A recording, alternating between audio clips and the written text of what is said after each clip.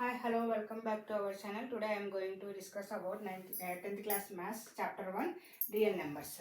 ఈ real numbers తెలుసుకునే ముందు నెంబర్స్ అంటే ఏమో మనము ప్రీవియస్ క్లాసెస్లో తెలుసుకున్నాము.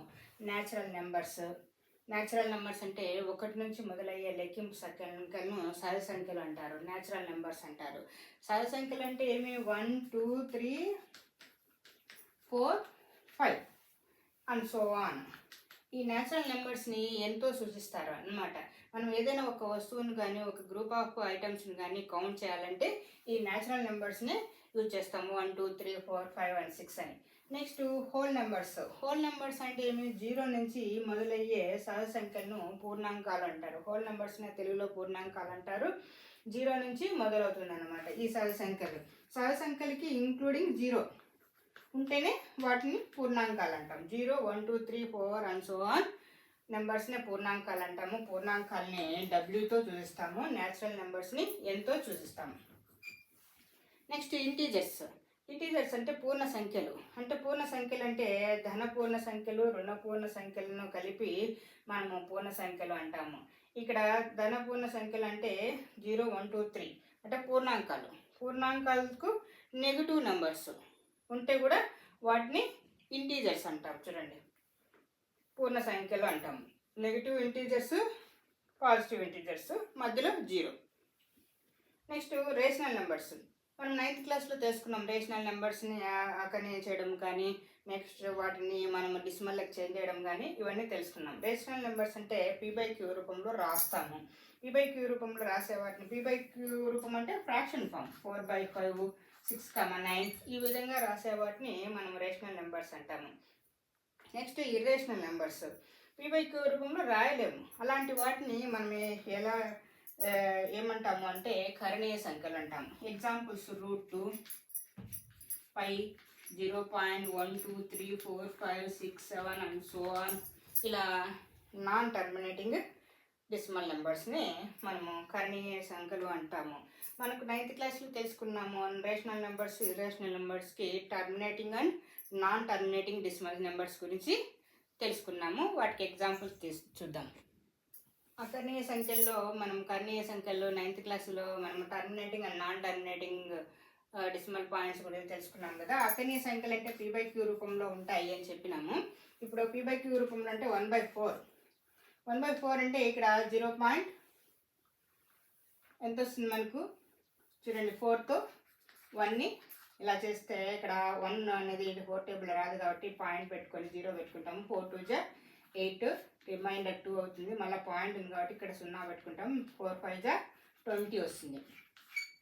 కాబట్టి ఆన్సరు 0.25. అకర్ణీయ సంఖ్యలకి terminating and non terminating decimal point అంటాము. టర్మినేటింగ్ అంటే ఏమి ఎండ్ అవుతుంది అనమాట. ఇలా మనకు శేషం రిమైండర్ 0 వస్తే దాన్ని టర్మినేటింగ్ డెసిమల్ పాయింట్ అంటాము. నాన్ టర్మినేటింగ్ అంటే మనకు ఇలా చేస్తూ పోతే మనకు 1/7 ఈ ప్రాబ్లం తీసుకున్నామంటే 1/7 ప్లస్లో 3 తీసుకున్నాము. ఇలా తీసుకుంటే 1 అనేది 3 టేబుల్లో రాదు కాబట్టి పాయింట్ పెట్టుకొని 0 పెట్టుకుంటాం. 0 3 3 జా 9, 1 పాయింట్ పెట్టుకొని 0 పెట్టుకుంటే 3 3 జా 9,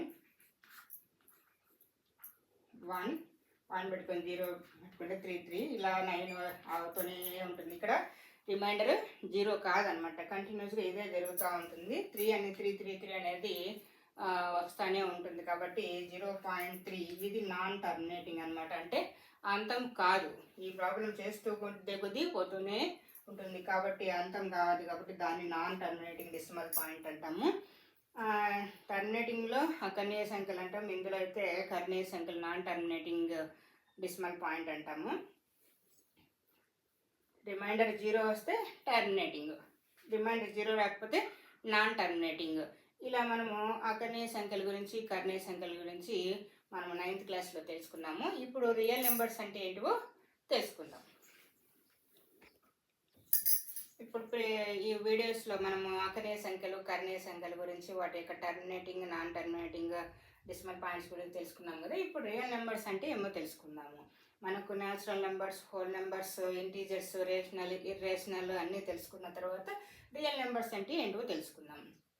రియల్ నెంబర్స్ అంటే రేషనల్ నెంబర్స్ మరియు ఇర్రేషనల్ నెంబర్స్ రెండింటిని కలిపి మనము రియల్ నెంబర్స్ అంటాము. ఈ రేషనల్ నెంబర్స్ అంటే మనకు ఏం తెలుసు, రేషనల్ నెంబర్స్ అంటే p/q రూపంలో ఉన్నాయి అన్నాం కదా, 1/4 అన్నాము.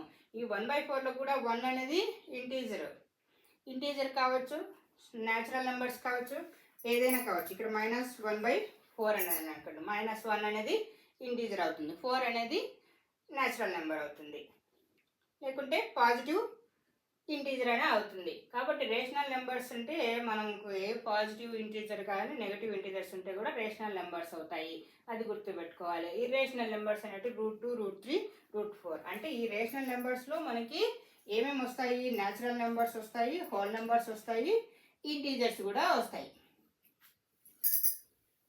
కాబట్టి మనము నేరుగా ఇవి చెప్పకుండా నేరుగా రేషనల్ నెంబర్స్ మరియు ఇర్రేషనల్ నెంబర్స్ అన్నిటిని కలిపి కూడా మనకు రియల్ నెంబర్స్ అంటాం. చూడండి, ఫస్ట్ చిన్న డయాగ్రామ్ ఒకటి వేస్తాను చూడండి.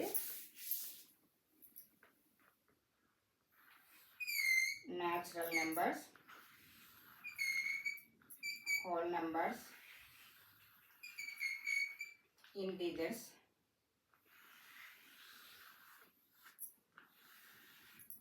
Rational numbers Q. Rational numbers దేంతో చూపిస్తాము, క్యూ. నెక్స్ట్ ఇర్రేషనల్ నెంబర్స్ వచ్చేసి క్యూ డాష్. ఇవంతా మొత్తం కలిపి ఏమంటాము మనము, రియల్ నెంబర్స్ అంటాము. అంటే రియల్ నెంబర్స్లో ఏమేమి ఉంటాయి, natural numbers, whole numbers, integers, rational numbers and irrational numbers అన్నీ కలిపి కూడా రియల్ నెంబర్స్ అవుతాయి. Thank you for watching. Please subscribe my channel.